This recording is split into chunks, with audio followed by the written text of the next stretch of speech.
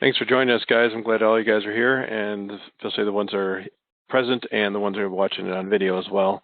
It's a crazy world going on right now, but we're all here to see what we can get, if we can get some pips out of this market. I mean, it's going to be moving when there's crazy stuff going on in the world. It either gets volatile or it'll calm down and then choose a direction once everything gets figured out. So every Monday we do a webinar here. We do analysis of one individual currency pair. On Wednesday, Mark does a webinar as well. As of this week, just so you guys know, it's changing. It's no longer going to be 2 webinars on Wednesday. It's going to be 1. He's combining both webinars into one, basically. It'll be 9:15 Central Time. I think it's 10:15 Eastern. So make sure you guys check the website and the Twitter page and the notices. You'll know when, in case you forget what time that is. All our webinars are free and recorded, so even if you can't make the new one on Wednesday, it will be recorded. You can go back and review it any time. We look at one individual currency group every week. We're trying to find the best of the best on the market, see if we can get some trade plans for you guys, and then you guys can go mimic it yourself. But we're looking at multiple time frame analysis. We're looking at the weekly, the daily, 4-hour. So what's the major trend, and is there some support and resistance within that trend? Like the shorter term support and resistance is what we use for entry, and the longer term is what we use for our targets. We come up with which pair to figure out every week based on the analysis spreadsheet, which we basically just we look at the weekly, daily, and 4-hour of every trend of every currency pair, and that splits it into individual currencies that you see on the right here. It'll tell you with an example of whether it's strong or weak, and then ideally you want to get one individual currency that's strong and one that's weak, or one that's weak and one strong. You just don't want ones that are doing the same thing. So we'll show an example of that tonight. And we try to do the same thing every week. Our system works. You approach the market the same way every week. Don't try to add anything. You're looking for trends, look for an entry point, looking for a target. You're either going to buy or sell an individual pair or do nothing. It's one of those three. And the trend indicators that we use are pretty simple, and we just look at the price points to see where we're going to enter off of. And we want to do this every week so you guys can do the same thing on your own. You should be able to mimic what we do, the analysis, what we do here tonight, and then come up with your own trade plan. That's the whole idea, is to come up with a plan at night, and the heat map will guide you in on what to do the next day, is what it's all about. The spreadsheet shows you who's strong and weak at analysis, and the heat map tells you at entry who's strong or who's weak. I mean, we've made it so easy. We can have an app that tells you, hey, there's the pound strong, so get in front of the computer that is starting a weekend, so you have time, so you can own your life and not let the forex own you. So we have a ton of all our stuff at our resources. We call it doing the homework, is out on the website, in written form, video form, and audio form. So make sure you go and review all that, so you can, if you have any spots of what we're talking about here that don't totally make sense, and if it doesn't totally 100% make sense, ask a question at the end, and we'd be happy to answer it and try to rephrase it in a way that makes sense. When I first started, I heard the same thing over and over and over. Then it said it one way differently, and then it clicked. Then I got it. Then it made sense in my head. Okay, spreadsheet time. So we filled out the spreadsheet ahead of time before we started here, and we're looking for some sort of alignment in the groups, and then maybe read between the lines if we have to. Ideally, we'd love to see a group that's completely lined up, that's dominant in the market, but we don't always have that, especially when if you have a couple groups that are individual currencies that are both doing the same thing, it'll cause no trend situations, which is, you kind of got to read between the lines. So if, for example, we have the USD and the D1 has some weakness except against the Swiss and the Euro. So, but you have 5 out of 7 showing you weakness. So it's like, it's almost lined up. And you're like, well, it's not completely lined up. But then you get to the Swiss group and you go, hey, the Swiss has 4 out of 7 showing you weakness, except against the dollar and the euro. It's like, wait a minute, we're seeing a theme here. So if the Swiss is weak and the dollar is weak, that's why the Euro Swiss, or the USD Swiss is no trend. So that confirms weakness in the dollar as well. Even though it's a no trend situation, it's still weak. Then you get to the euro. The euro has a weakness on 5 out of the 7.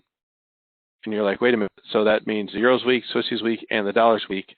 That's why you got those no trades of 3 are about equally as weak. And then you go to the 4-hour time frames. You can see.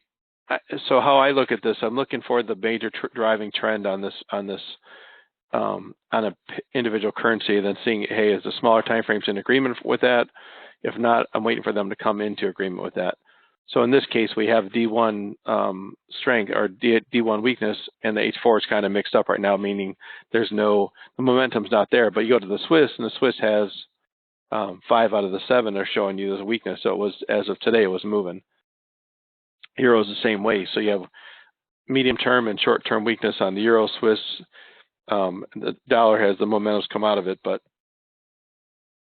so with that, if you have the dollar is weak, the Swiss franc is weak, and the Euro is weak, you're not going to trade the dollar Swiss, or you're not going to trade the Euro USD, or you're not going to trade the Euro Swiss, because those would be ones that probably wouldn't do that well. I mean, you look at the chart, you'll see they're choppy. That's because when they're doing the same thing, especially on the same time frame, you'll notice. So if they're all weak on the D1, you're going to look at the D1 to see that it's not worth trading. So let's see if we can find, now that we got some weakness, let's see if we can find some strength in some of these other pairs or individual currencies. If you look at the yen's pretty much nothing there, except you got like 4 out of the 7 showing you, hey, look, there's strength in the yen, or is there? Look at this, the dollar yen is moving down, the euro yen and the Swiss yen. That's just showing you that it's most likely the weak side of that currency is just driving it. There's no consistency in this group. The pound, I thought was going to show some strength, but it's kind of pretty much mixed up. There are some setups on it. The Aussie, though, there's your ideal situation. That's why we're going to talk about this one tonight. The D1 on the Aussie is completely lined up. It's the strongest one on the market. Short term, though, you have the Aussie CAD and Aussie Yen are showing you that the only 2 that aren't lined up as far as Aussie strength. So there might be minor Aussie and CAD strength coming in. That would be the only reason for that. Or they're just taking a break, ready to move again. So ideally, we want to trade the Aussie in the direction of strength. The CAD is pretty well mixed up. There's no consistency there. And then you get to New Zealand. The New Zealand itself is strong on the D1 chart. The H4 is different, though. If you notice, the Aussie had alignment on the H4, but the momentum in the New Zealand is not there short term. The D1 is there, except against, the only one that's not lined up is the pound New Zealand. So if that shows you there's probably a little bit of strength in the pound, or they were just switching drivers on that time frame. So New Zealand strength short on the D1. So make sure you go look at the New Zealand charts. The New Zealand charts will almost be identical in identical analysis as the Aussie. So however we analyze the Aussie tonight is how you want to look at the New Zealand group. And also take a look at the Euro group, but we're going to look at the Euro group within that. So we have weakness in the dollar, Swiss, and Euro, strength in the Aussie and New Zealand. So basically you put the strongs and the weaks together and look at those charts to see, and those will be your best trade options based on strength and weakness, but you have to look at the charts too to see, is there room to move? Are the charts choppy? Is there support? That's the biggest thing. Is there room to move? How fresh are the trends? We need to figure that out. We don't want to be getting an overextended trend that's just because it's been strong a week for a while, it could be coming to an end. So you'd be looking at, like, if we compare them, put the strong and the weak ones together, you'd have New Zealand dollar, New Zealand Swiss, and Euro New Zealand in the New Zealand group, and then Aussie dollar, Aussie Swiss, and Euro Aussie. So we'll look at those 3 in the Aussie group to see if it does hold true with the strength and weakness, and then see within that Aussie group, is there other trade opportunities as well. So here are the Aussie charts. So we got all the long terms open here. The weekly, I call it. Terminology we use: long term, weekly, medium. D1 is like a medium term trend, and short term would be an H4 chart or as low as an H1 chart. But we don't trade a currency pair unless it has at least a weekly, daily, or 4-hour minimum trend setup. If you're trading against any of those trends, you're putting the low odds on your side. We're trying to put high odds of success on your side, and if you repeat it over and over with everything on your side, you have a higher probability of making consistent trades. So the Aussies that you can tell really chopped down, and now the weeklies are all converging and heading back up. They haven't crossed over yet, except for the Aussie New Zealand is converging, ready to cross. And that's why we had no trend situation on that weekly charts. But if they do cross, then you're going to have that momentum build into it, and it'll start forming long-term trends. So that if the D1s continue and build, it could cause longer-term trends to form. So Aussie strong, dollar's weak.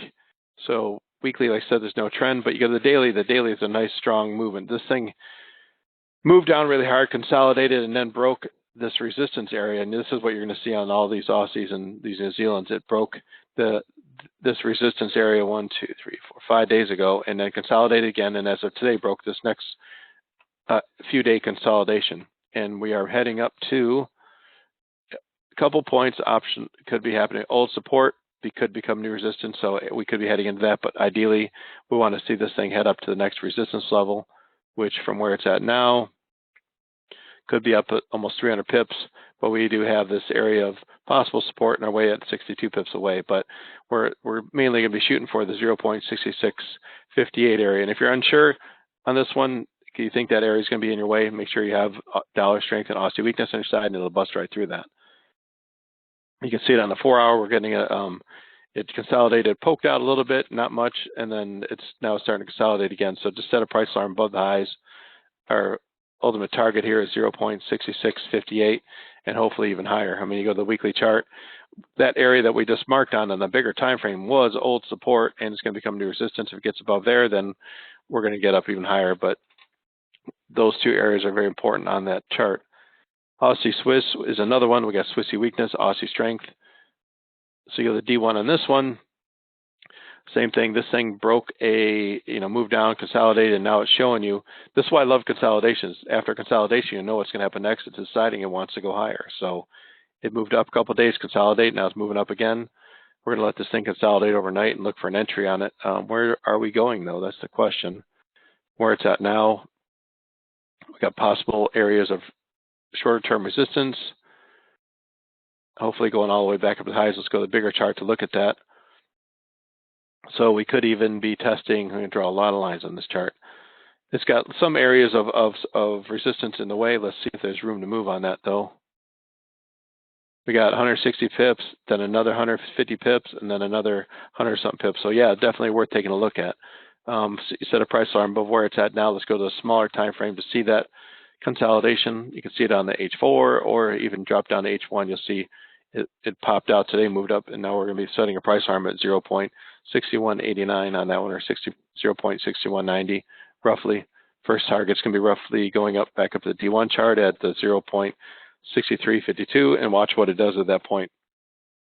And when we say targets, what you want to do is when you see a pair hit that area and the stall out, if it's starting to fail at that area, you take some profit, move your stop to break even, and see if it decides to move any higher. That way you can ride it out. Aussie CAD, we don't know what the CAD's doing exactly. We have the weekly has converged. This thing's heading into some junk. It looks like not as clean. Look how choppy this pair has been. Aussie and the CAD have been kind of doing the same thing. Room to move is sketchy. This is where here. See how smooth the other three charts look like because we had smooth strength and weakness. This chart's all choppy. And we maybe have 140 pips, but we don't know what the CAD's doing. This is way too choppy. I'm not even going to trade plan that one. So that's a no on that one. Aussie Yen, the weekly's pretty spread apart. The daily is really set up nicely on this one as well. This one has not moved higher of the past few consolidation. The problem is we don't know what the yen's doing. The yen's neutral. If the yen decides to weaken, this is a great initial trade setup as well. But we need to find out what the yen's doing. And that's where the heat map will come in intraday tomorrow. The yen could weaken and head up. So you want to make sure you can see that. And if you're not sure, look at all the yen pairs. Look at their charts. Are they showing you signs of weakness coming, or are they strengthening? A lot of the smaller time frames are showing you that they're strengthening. Because how do I know that? Just by looking at this chart. If I know the Aussie strengthening and it's not moving higher like against the other ones, that means that the yen has a little bit of strength in it holding it back. So a little bit, not dominant strength, but there is some strength coming into it. But that could change tomorrow. Whereas you go to the Aussie Swiss daily. Let me clear up these lines here. Aussie Swiss, the same look on the right here. For a few days it moved higher. Why? Because the Swiss is weak and the Aussie is strong. The same exact chart setup on this one. It did break higher because the yen is not weak, and it might be a little strong. We don't know, but you can go to the smaller time frame to see the yen is just kind of is neutral at this point, not telling you what it's going to do. So really take a close look at the yen pairs and know what's coming, or if you can see something coming. If not, let the heat map tell you what to do. Aussie New Zealand, The weekly is converged. The daily, we have moved up quite a bit. This thing has moved, same thing, broken some resistance. It's heading up to resistance. So the key on this one now is waiting for it to break this next area of resistance because it looks pretty close to it right now. And plus the Aussie and New Zealand are doing the same thing. The Aussie just happens to be a much stronger, slightly stronger than New Zealand. We need to see this thing get up to this area, then decide to break it. So longer term, just watch this one, because if it breaks that area, nice clean shot up to the next area of resistance, which is almost 300-400 pips. So let us decide to see if the yens and if the New Zealand and Aussie are going to continue both to be strong. It's going to be tough to trade this one and be in for a longer term trade. Yes, it looks like it's easy charts up. You can see where it's going, but you want the best of the best. You want to have strength versus weakness. So speaking of that, we got our last one that's strong versus weak. The Euro Aussie moved up really hard, came really hard down, and is coming down really well on the daily chart as well. Looks a lot like the Aussie Swiss. They're usually inverse of each other. It broke some support just today, and the good entry was a few days ago, but it's showing you that it's trending down. So where's the next target? That's what we're looking at. Old resistance could become new support, and possibly even this little area of support right here. We don't know. So where it's at now, how much room to go? Well, 300 pips to that one. So yeah, let's definitely take a look at this one, and possibly up to 500 pips. That's awesome. And you can see on the weekly chart, this first area of support is a major area. It used to be old resistance. So that's going to be a very good take profit point. Like I said, that's almost 300 pips to that level. So let's zoom in on an entry point on this thing. We can see we love it when these 4 hours consolidate, and it broke that today, and now it's consolidating again. So just set a price line below these lows and look for an entry on this one. Great setup, room to move, strength weakness on our side. Just need overnight consolidation and a heat map to guide us in. That's it. So last but not least, pound Aussie. Pound is mixed for the most part, but this one's interesting because the Aussie is definitely starting to show it's going to be stronger than this. I'm noticing there's an uptrend in place on this one, and it still hasn't really. Let me redraw that line here. This thing's been in an overall like uptrend type thing, and it's thinking of changing that. We don't know yet. This is a really strong D1 to the downside, but the problem is this thing has layers of support all the way down. Where it's at now is at a support level. Next level of support is nearby. So you got, you can hit any of these areas on the way down. But our first target, let's see if there's even room to move. You have, almost 300 pips on this one as well. So this one's worth just monitoring. We don't know what the pound's doing. It is kind of, like I said, choppy, but I think there's a bigger dynamic here. We don't know what the pound's doing. The pound was showing some strength, but the only way I would take this is if I had a slingshot. So ideally, the ideal plan is to trade the Aussie dollar, Aussie Swiss, Euro Aussie based on our plan, and that continues, and those will move on. But we talk about supplemental trades. Well, if the pound all of a sudden is weak tomorrow and the Aussie strong, you can trade this one to the downside, or just wait let it wait another day, then see what happens. But because see what this thing was doing. I mean, look how choppy it's been. It's been choppy because the two have been duking it out for strength. The pound's been strong, the Aussie's been strong, but now it's starting to trend down. Let's see if that continues, is all I'm saying. Ideally, you want to take the best of the best, but monitor it, see if all of a sudden the map says pound is weak and the Aussie strong, you can take it for a shorter term trade for a couple hundred pips. It's worth it. So,